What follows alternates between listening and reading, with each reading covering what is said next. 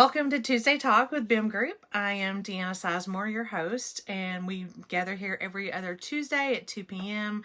to talk about any new current legislation, regulations, things to do in the health and benefits world. And if there's not a whole lot going on, which there's not right now, we use this time for an educational topic. So not much has happened in terms of anything COVID-19 related or any other applicable law that affects our benefits world. So I thought I'd take this opportunity to talk about open enrollment. And just kind of, we all get in that habit of doing open enrollment year over year over year. And maybe there's some things that you've let go to the wayside that you used to address. Maybe there's some things that you didn't know you were supposed to address. So this is going to be kind of a refresher at open enrollment, what you should do. And after the Tuesday Talk is finished and we post it on our website, I will post a couple of documents to kind of summarize what we're talking about today. So they're actually documents provided by one of our partners, Compliance Dashboard. And we actually use them more of a resource for us than for directly with our clients, but we do reach out to them from time to time. And we have a couple of clients that subscribe to Compliance Dashboard. So with that, I'm going to get started. So today we're going to talk about open enrollment. And again, not everyone renews January 1, and I understand that, but the majority of health and welfare plans do renew January 1. Some of those groups have already made decisions, especially if they're self-funded.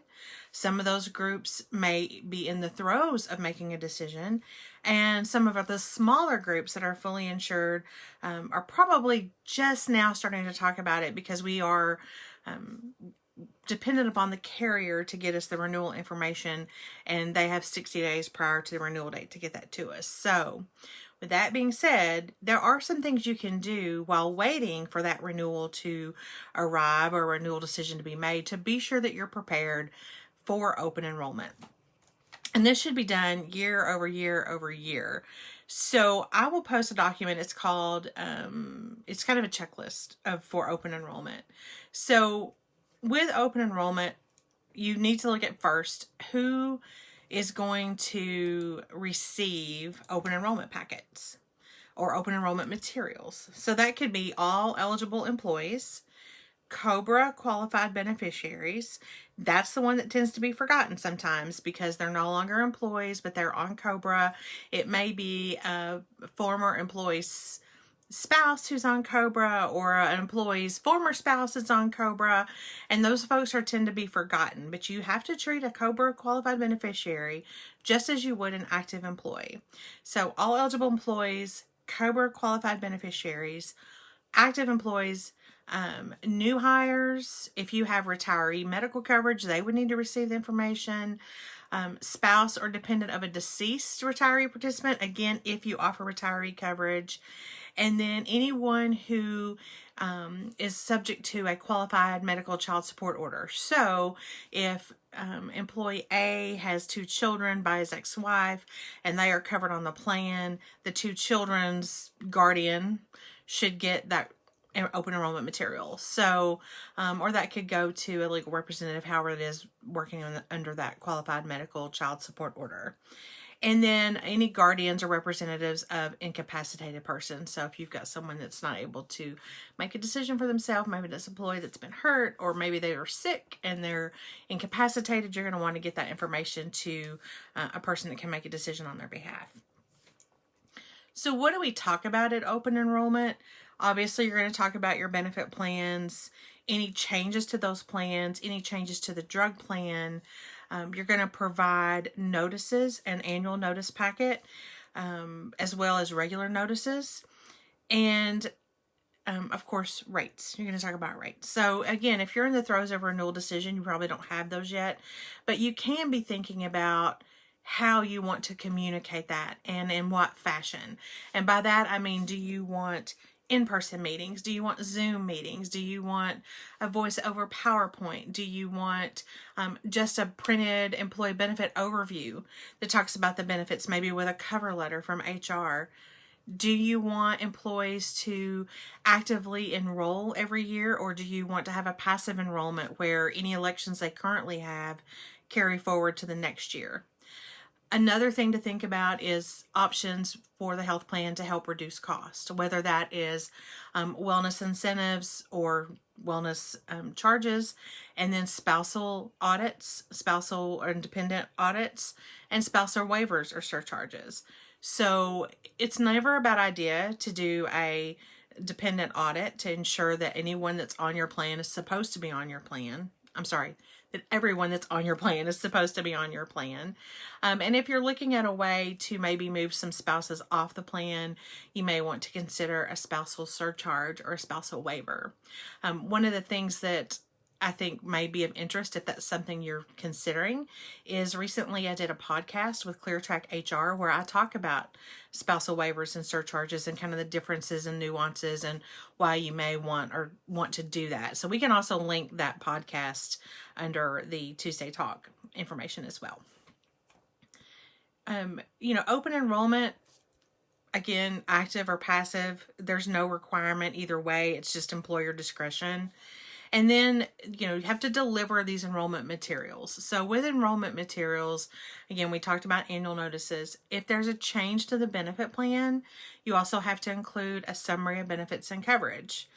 If there are particular forms that have to be filled out or change forms required by the carrier, those have to be provided. And again, you have to continue to provide that information to COBRA participants, retirees if they're eligible for the medical plan, etc.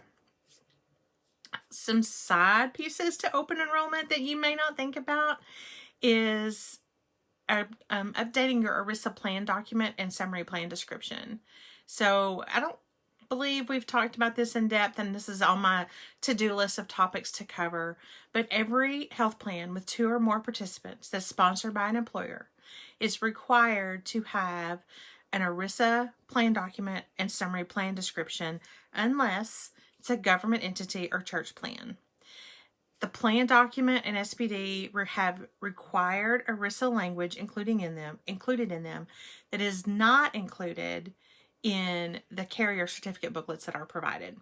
So if you don't have an ERISA plan document and SPD, please reach out to your account manager, account executive, so we can talk about how to get that in place. If you are part of the Kentucky Construction Industry Trust or the Kentucky Thoroughbred Association, the Kentucky Retail Federation, the Kentucky Physicians Association, if you're in any type of association plan, the association holds the ERISA plan document and SPD.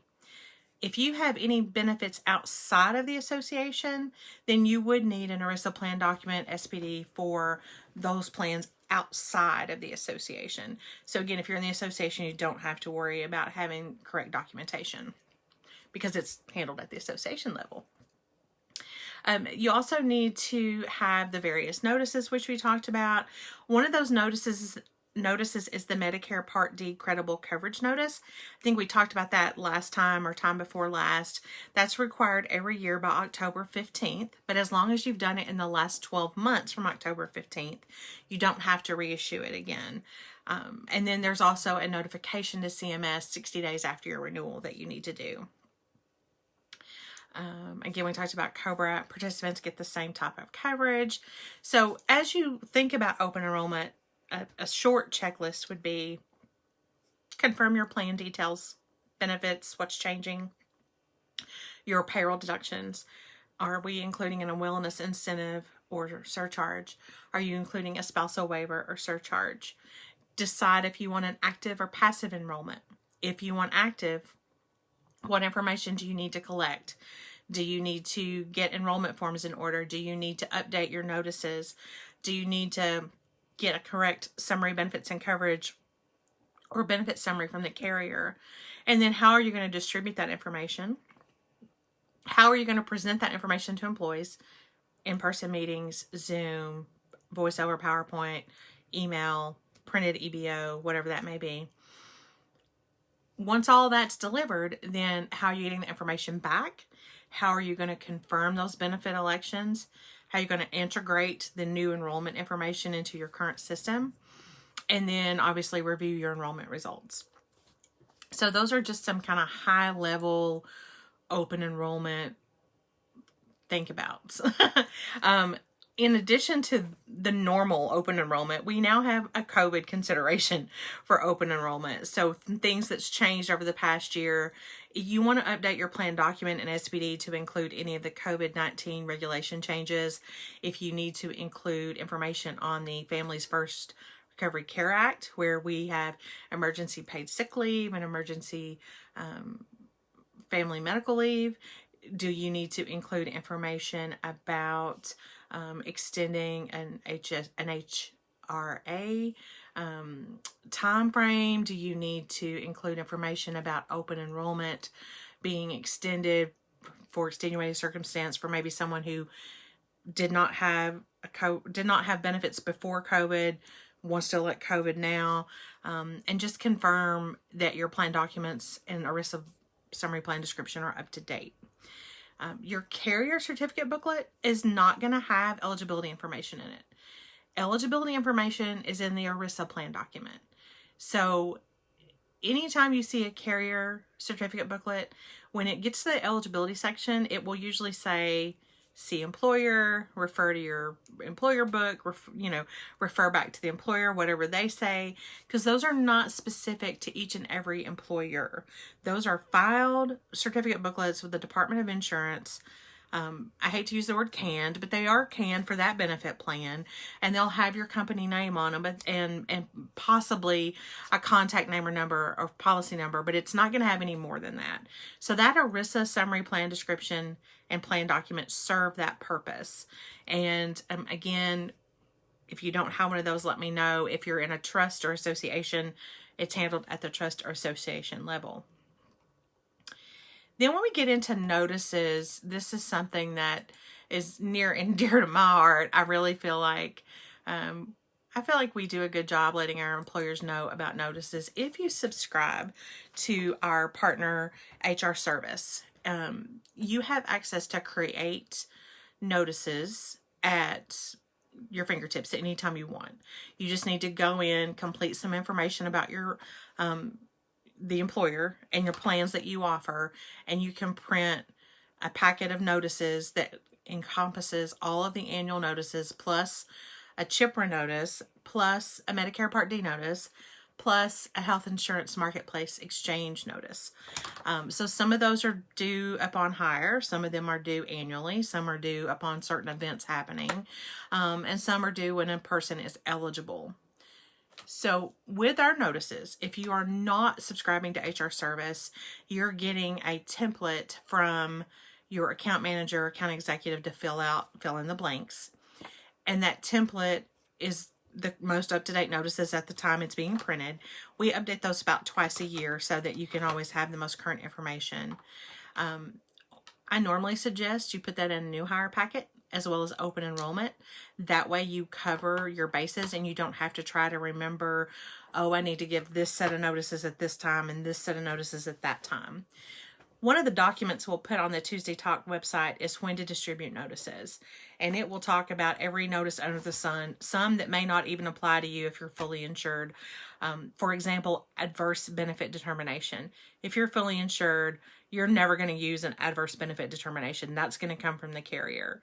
However, you are going to have a HIPAA privacy notice or a Medicare Part D notice. You're not going to have a rescission of coverage if you're fully insured. Again, that's self-funded world. You would only have wellness notices if you have a wellness plan. And I will add that wellness plans can be considered as simple as a smoking surcharge and as complex as you have to meet certain requirements and you have to check 5 boxes and you have to have biometrics done and you have to have this done and you have to have that done. So there is a wide range on wellness. The notice is pretty generic. It is a model notice from the government that we use. It doesn't talk about your wellness plan. It just says, hey, the company offers a wellness plan and here's the rules around it, so to speak, from a government perspective, not from an employer perspective. The Women's Health and Cancer Right Act notice is also in there. We do have the COBRA notices in there, which are good for initial enrollment, and if someone has an event, we include them in the annual notices just because it's easier to try to keep up with. If you have a third-party COBRA vendor that's working with you, you don't really need that COBRA notice in there. Does it hurt to have it in there? No, it's just another piece of information. And again, it's a model notice, so it's not going to be anything specific or vastly different from what they're getting from your COBRA provider. It's just something that's included in part of the notices. You know, a couple of notices that are due at initial enrollment only. That would be COBRA, initial enrollment upon events. That would be if your plan is grandfathered under the ACA, and that would mean you've not made any changes outside of very minor details since March 23rd, 2013. I'm trying to think when ACA passed. It's been a while. Your HIPAA privacy notice, and then the healthcare exchange notice. So the healthcare exchange notice is something that prints out with our annual notices. If you've given that to somebody upon new hire, there's no need to distribute that again. Again, I would put all this in a new hire packet and then also have it at open enrollment. And then the question becomes, how do you get those notices in the hands of employees? So if we break open enrollment materials up into two pieces, we have our benefit summary or summary benefits and coverage. We have our annual notices. We have Medicare Part D notices, which is part of the annual notice. Maybe forms that are required to be filled out. Maybe an employee benefit overview that Bim created or you created. Instructions on how to go through the open enrollment process, whatever that may be. With the exception of notices, plan documents, and SBCs, it doesn't matter how the information is handed out to participants or eligible employees. For SBCs, notices, summary plan document, summary plan description, or plan document, there are specific requirements on how to deliver that information. Generally, you have to ensure receipt of the information, especially if it's distributed electronically. If it's distributed electronically, either one or two things have to happen. Either one, all employees have to have access to their own email, work email, as an integral part of their workday. So office workers, management workers, someone who's in front of a computer 6-8 hours a day, has a work email address. That person is at a computer as an integral part of the workday. Somebody who's working on a manufacturing floor, or janitorial staff, or fields person, even some situations where it's nurses or CNAs that maybe they have a work email, but they're not sitting at their desk all day, or they're not sitting in front of that computer all day. If they do not have integral access to email, then you're supposed to give them a paper copy unless they sign something agreeing to an electronic copy. What some of our clients do is at open enrollment or at time of hire, they have employees sign off on a statement that says they agree to receive all their notices electronically and that they can request a paper copy free of charge at any time. The electronic notices, as they're distributed, should be followed with an email or a notice that says, hey, we have sent via email the following notices, or we have posted on our intranet the following notices. Again, integral part of the workday, email access or authorization to send it via email or electronically. That also means, when I say email it, I also talk about that's posting it on a company intranet or website, or sometimes a payroll vendor. What you can't do is just stick it out there and not tell anybody it's out there. So you want to make sure you're notifying employees that it is out there. And again, employees have to have work-related computer access, or consent to receive electronically. And those are just some things you want to make sure you've got in place at open enrollment. So I know I've been talking pretty fast for the past 20 minutes, so I'm going to slow down. I'm going to see if we've got any questions. And I'm just going to kind of circle back through here and see if there's anything that I felt like I should point out that maybe I did not cover. I think I kind of covered everything in a nutshell. So, but like I said, I will post some documents with the Tuesday talk. One of those being when to distribute notices. One of those being a open enrollment checklist, COVID edition. And then I believe I will post the summary of notices and disclosures, which talks about every notice, who's required to give it out, when it's required, and then the delivery requirements that we've talked about, so that you have those handy and available. Any questions? I think I just have Diana and Elise, and I'm not sure who my other person is, but definitely available for questions at this time. And as we go through these, if you think if there's a topic that you'd like to learn more about that we haven't covered, feel free to email me or mention it here, and I'll add it to my list of things to discuss, because there are going to be weeks where the government is quiet, we're not getting a lot of new regulation, and it's something I can go over. Or if it's something that you have an immediate need to learn about, I'd be happy to jump on the phone with you and go over that as well. I'm definitely a resource for anything that you have questions on in the compliance related world for health and welfare benefits. So I'm going to give it just another minute or two. And like I said, feel free to message me with any ideas that you may have of topics that you like to cover.